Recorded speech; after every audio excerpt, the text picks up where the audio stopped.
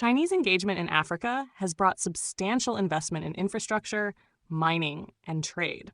However, many analysts argue that certain Chinese policies and practices amount to exploitation, leveraging Africa's resources and governance gaps to advance China's strategic interests.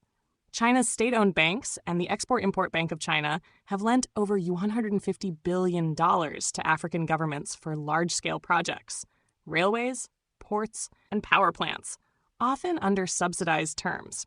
While these loans initially seem favorable, critics argue they lack adequate transparency around interest rates, grace periods, and collateral requirements. When countries struggle to service the debt, China can demand renegotiations on equally harsh terms or seize assets.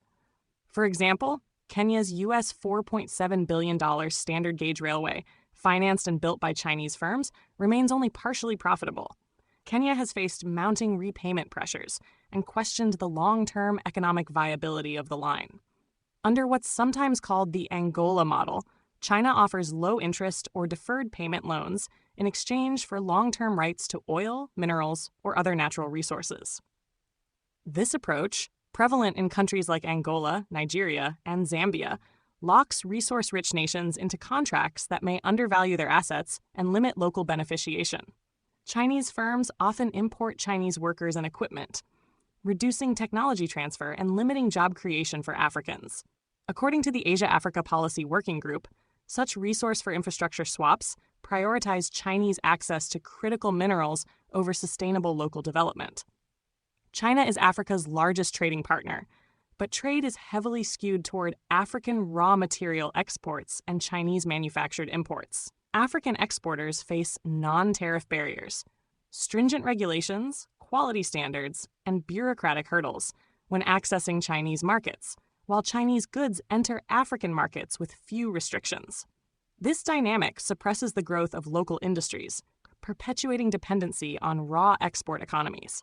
The Wilson Center highlights how local manufacturers struggle to compete with cheap Chinese imports, which can flood markets, undercutting domestic producers and undermining nascent industries. Chinese companies often lack rigorous environmental and labor standards enforcement, leading to unsafe working conditions, land degradation, and pollution. Projects like mining concessions in the Democratic Republic of Congo have faced accusations of displacing communities without adequate compensation and contaminating water sources.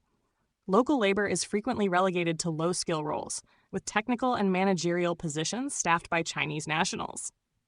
Such practices limit skill transfer and exacerbate grievances among local populations. Human rights observers note that weak regulations and oversight in many African countries enable these exploitative practices to persist. China leverages economic dependence to secure political support in international forums. African votes in bodies like the United Nations often back Chinese positions, including on issues of Hong Kong, Xinjiang, and Taiwan. Moreover, China's no-strings-attached rhetoric masks implicit expectations. Compliance on sensitive political matters becomes a de facto condition for continued financial and diplomatic backing.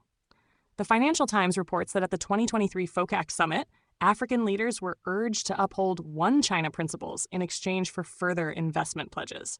While Chinese engagement has delivered much-needed infrastructure, critics warn that greater oversight by African parliaments, stricter environmental and labor regulations, and diversified partnerships can help mitigate the exploitative dimensions of China-Africa relations.